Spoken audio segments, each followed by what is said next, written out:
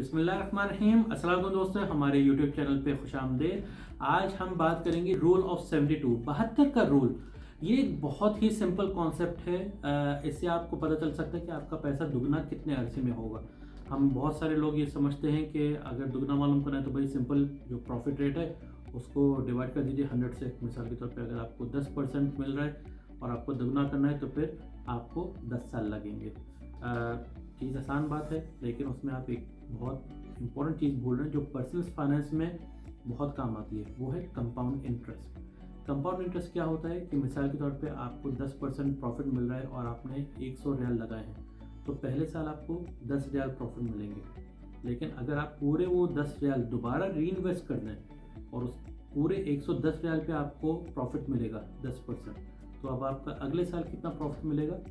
11 रियाल मिलेंगे। तो आपका टोटल जो है फिर 121 हो जाएगा। इसी तरीके से आप इन्वेस्ट करते रहेंगे तो फिर आपका पैसा दुगना उतनी जल्दी होगा। तो ये मालूम करने के लिए कि आपका पैसा दुगना कंपाउंड इंटरेस्ट के साथ कितने अरसे में होता है, तो बहुत ही सिंपल एक कॉन्सेप्ट है। उसके लिए आप 72 से डिवाइड कर दीजिए जो प्रॉफिट है।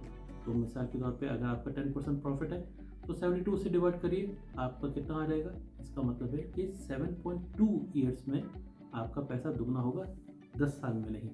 तो इस तरीके से आप अपना कैलकुलेट कर सकते हैं कि आपका पैसा दुगना कितने अरसे में होगा और आपको इंशाल्लाह उसमें आसानी होगी फ्यूचर में।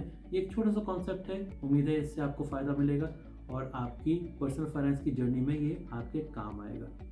इंशाल्लाह ये वीडियो आपके काम आएगी और अगली वीडियो तक के लिए अस्सलाम वालेकुम।